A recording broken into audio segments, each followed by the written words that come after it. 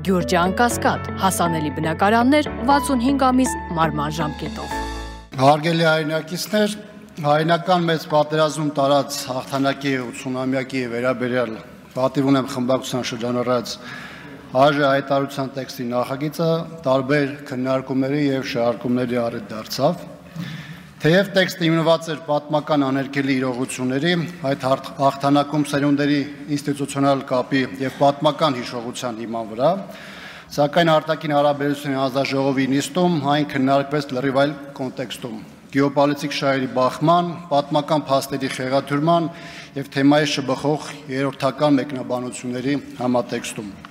Այդ օրերին պատմական նշյալ փուլի իրադարձությունների վերաբերյալ իշխանության քարոզչամեքենայի հրահրած, այսպես կոչված այլընտրանքային մոտեցումները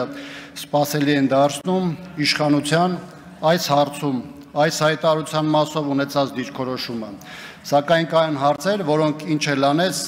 մեկ է, մնալու են որպես պատմական եւ այն խմբագրել հնարավոր չէ։ Իշխող ուժին եւ որոշ աշխարհաքաղաքական ուժերի ազդեցության տակ գտնվող մարգինալներին մի կողմ դրած հասարակական քաղաքական դաշտում կան արդյոք քիչ թե շատ ճանաչված ուժեր կամ գործիչներ, ովքեր կարող են կասկածի տակ դնել հայրենական պատերազմում տարած հաղթանակի կարևորությունը եւ դրանում հայ ժողովրդի ճակատագրումը։ Կան մարդիկ, ովքեր կարող են ուրանալ հայ ժողովրդի տարբեր հատվածների, Հայաստանի, Սովետական Միության այլ հանրապետությունների եւ դրանից դուրս գտնվողների մասնակցությունը մեծ հաղթանակի գործում։ Կարծում եմ, եթե նույնիսկ կա էլ, ապա խիստ աննշան թիվ են կազմում եւ նրանց ձայնը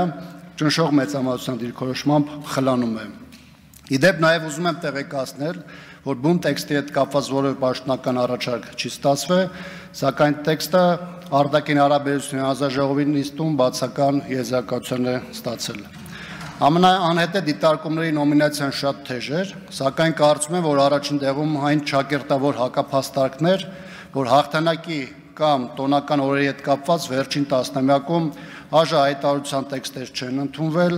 դրանք որպես կանոն եղել են ողբերգությունների եւ հիշատակումների դեպքում, ուստի ՀԱԺ-ում նման մշակույթ չկա։ Այսինքն այն, ինչ որպես գործիք ամրագրված է օրենքով, իշխանության համար ունի զորական արժեք, իսկ կարևորը կամայական մոտեցումն է, թե բա նման նախադեպ կամ մշակույթ չունենք։ Ինչևէ, այս նախագիծը ոչ միայն արտաքին հարաբերությունների հանձնաժողովում պետք է դրական եզրակացություն ստանար, այլ լիագումար նստում քննարկվի եւ դրական ձայների արժանանա։ Քանի որ խոսք է գնում մեծ հաղթանակի, դրանում հայ ժողովրդի ու նրա զավակների զգալի ավանդի